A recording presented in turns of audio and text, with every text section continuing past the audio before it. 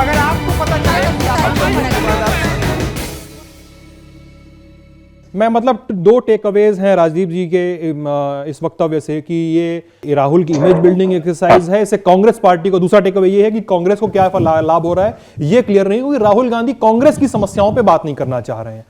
लेकिन राहुल की मीटिंग्स हो रही हैं, रघुराम राजन के साथ मीटिंग हो रही है, संतों के साथ मीटिंग हो रही है। रघुराम राजन के साथ जो इंटरव्यू है मुझे पर्सनली वो काफी वेग लगता है, मतलब काफी फैला हुआ इंटरव्यू है, जिसमें राहुल गांधी के सवालों का रघुराम राजन जवाब दे रहे हैं कि हमें सर्विस सेक्टर में क्रांति चाहिए, हमें पूंजीवाद से लड़ाई नहीं करनी है, उसे समझना है। इस तरह की बातें हो रही हैं। वो मतलब बहुत एक इकोनॉमिस्ट का शार्प उत्तर नहीं कहा जाएगा उसे।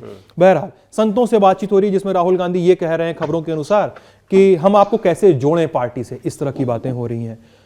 क्या राहुल गांधी अपनी मीटिंग से कुछ साबित कर पा रहे हैं, या किस तरह से मीटिंग्स का चुनाव कर रहे हैं ये भी, और किस रूट पे जा रहे हैं राजनीतिक रूप से?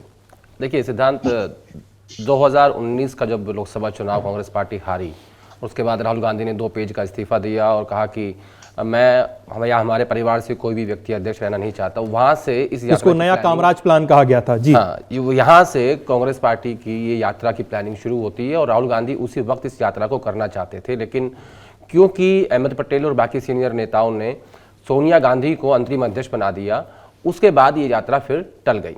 और बार बार इस बात को लेके स्टेटमेंट्स आते रहे राहुल गांधी की तरफ से कि गांधी परिवार से बाहर के व्यक्ति को अध्यक्ष बनाइए। फिर 2 नाम आए, अशोक गहलोत और मल्लिकार्जुन खड़गे, उसमें जो कुछ आपको सब पता ही है जी। अब सवाल ये था कि इस यात्रा के जरिए राहुल गांधी क्या करना चाहते हैं। दरअसल राहुल गांधी इस यात्रा के जरिए अपनी उनकी जो ब्रांड वैल्यू है, जो काफ़ी डाउन हो गई थी, जो देखिए मैं डाउन क्यों बोल रहा हूँ, क्योंकि 2019 का चुनाव हो या 14 का चुनाव हो, गांधी परिवार के नाम पे कांग्रेस पार्टी के नेताओं को वोट नहीं मिल रहे थे।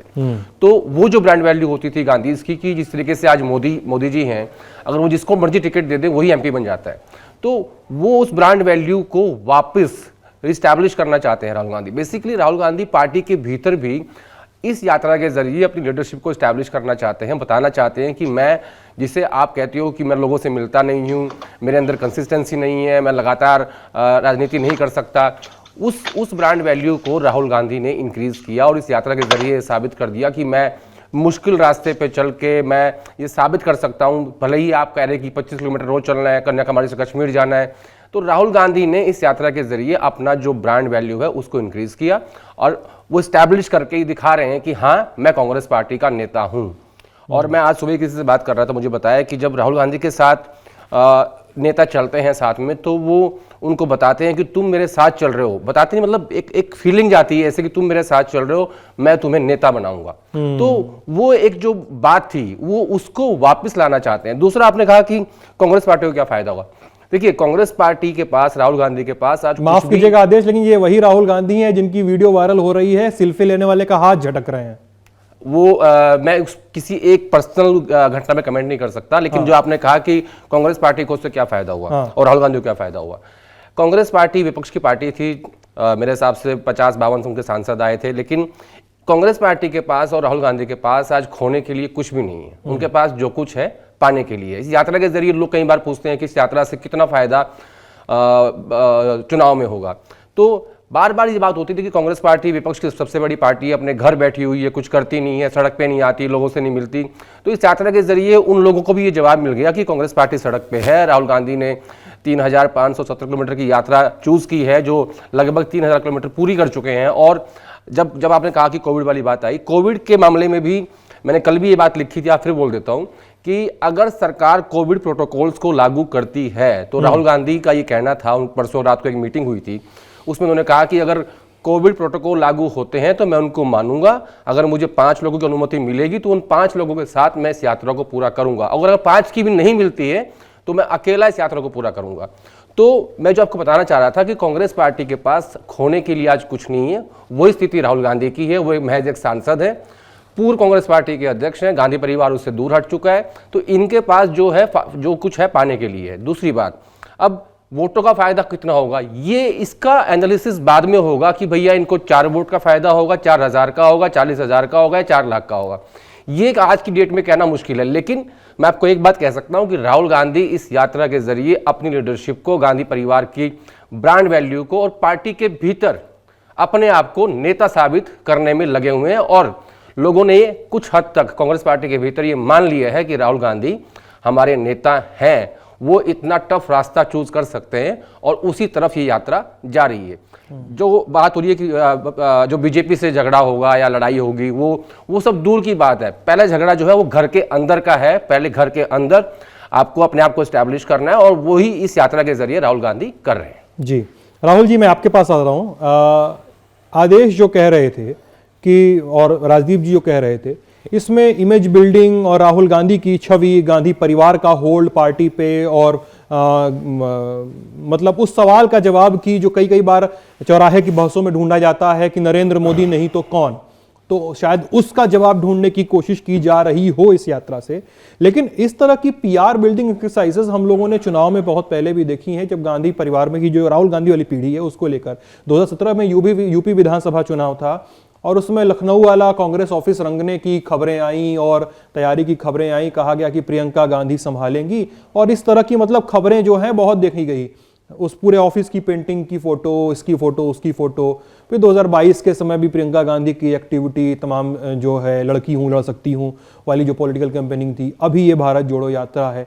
तो इस पीआर बिल्डिंग एक्सरसाइजेज में सवाल भी वहीं अटक रहा है अभी भी कि राहुल गांधी की मीटिंग्स और राहुल गांधी की यात्राएं जो हैं कितनी फलीभूत होंगी, मतलब रिजल्टेंट कितना दिखा पाएंगी कि जब ये एक इसका स्ट्रेच जाकर आपका जम्मू कश्मीर में खत्म होगा, फिर ये एक और यात्रा जो जिसकी चर्चा है कि वो एक वेस्ट से ईस्ट की ओर करेंगे, गुजरात से लेकर आपका उत्तर पूर्वी राज्यों तक, उसकी भी कितनी संभावना है? राहुल सर।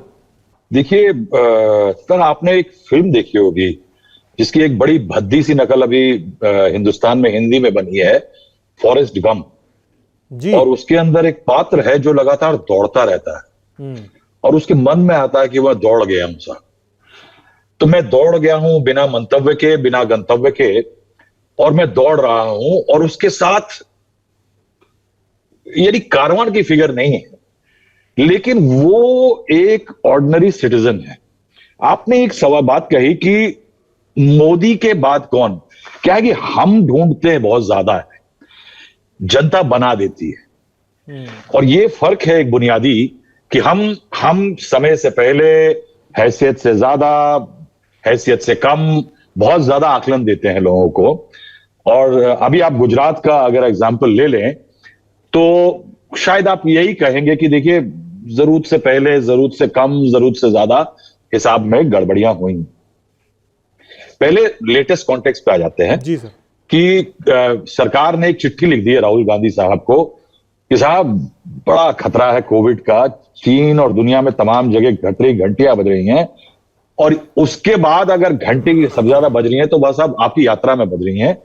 ये बिल्कुल वैसा ही रवैया है कि सांसदों को साहब बहुत चिंता हुई। एक पीपी चौधरी साहब राजस्थान के, उनको चिंता हुई, उन्होंने मंडाविया साहब को चिट्ठी लिखी कि साहब ये कांग्रेस की एक बेलगाम यात्रा हो रही है और उसकी वजह से कोविड का खतरा बढ़ेगा। और उसके रिस्पांस में मंडाविया साहब ने चिट्ठी लिख दी। अब देखिए कि अब ये सांसदों को चिंता है, अभी सत्र खत्म हुआ है, जरूरत से पहले खत्म हो गया, चिंताएं कुछ और रही होगी। लेकिन आप मुझे अगर याद करिए तो मुझे बताइए कि साहब संसद के अंदर किस सांसद ने मास्क लगा रखा था? एक सांसद बताइएगा जो कि बोलते टाइम मास्क लगाए हुए था। अगर नहीं लगाए था तो चिंता वहां क्यों नहीं थी राहुल गांधी के? उन्होंने साहब एक सांसद जो है 19-19, 20-20 लाख का रिप्रेजेंटेटिव होता है, हम लोगों का बड़ा मेहनत से पैदा किया हुआ नेता है और उसको जरा एहतियात से रखना चाहिए, इसलिए मास्क नहीं लगाए थे। अभी गुजरात की रैलियों में कई सौ रैलियां हो गई, कई हजारों के लोग थे, दावे हुए, उसमें मास्क नहीं थे। क्या है कि बीजेपी जो है वो एक फोकस तरीके से राहुल गांधी की यात्रा को टारगेट कर रही है। I am sorry Rahul sir, मैं यहाँ पे एक और चीज जोड़ना चाह रहा हूँ। राजस्थान में जन आक्रोश यात्रा चल रही थी बीजेपी की। बिल्कुल, नहीं, वैसे ही पीके की बिहार में चल रही है साहब जी, वो गांव-गांव जा रहे हैं, वो भी यात्रा चल रही है। ऐसे एक तमिल संगम हो रहा है बनारस के अंदर, हाँ, आपके शहर के अंदर, उसके बावजूद वहां पे भी कोई चिंता नहीं हो रही है। खैर बहरहाल चिंता हो रही है क्योंकि राहुल गांधी को कहीं ना कहीं बीजेपी के लिए एक सूटेबल चीज है कि एक राहुल गांधी नैरेटिव बनाए, क्योंकि विपक्ष का जो रीजनल सैट्रैप्स है वो बीजेपी के पल्ले नहीं आते। वो बीजेपी के लिए मुश्किल का सबब है। ममता बनर्जी हुई, बीजेडी हुई, टीडीपी, आपकी टीआरएस हुई और आपका जगनमोहन रेड्डी हुए, इनसे बीजेपी को टक्कर में मुश्किल होती है। तो कांग्रेस को एक नेशनल नैरेटिव बना के रखने के लिए उनके पास एक टारगेट है राहुल गांधी और एक टारगेट है कांग्रेस पार्टी। वो उसको बना के रखेगी। इसीलिए आप देखिए कि राहुल गांधी जो है वो उत्साही है, यंग है, यानी हमसे यंग है और राजीव से, तो वो बोल जाते हैं कि जवानों की पिटाई हुई, जो कि एक लैंग्वेज वाइज देश के एक बड़े प्लेटफॉर्म पे बोलने लायक बात नहीं है साहब, कि जवानों की अगर पिटाई हो रही है, ये बोलते हुए मेरी जीभ में मैं शायद दांतों के बीच में दबा लूंगा। और इसको बोलने के तरीके होते हैं।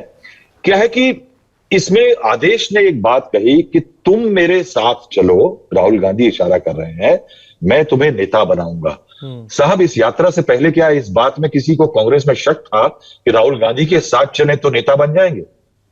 आप आज की फेहरिस्त देखिए नेताओं की, जो नेता छोड़ के गए या नेता जो आज बने हुए हैं, वो सब ज्यादातर राहुल गांधी के साथ के हैं।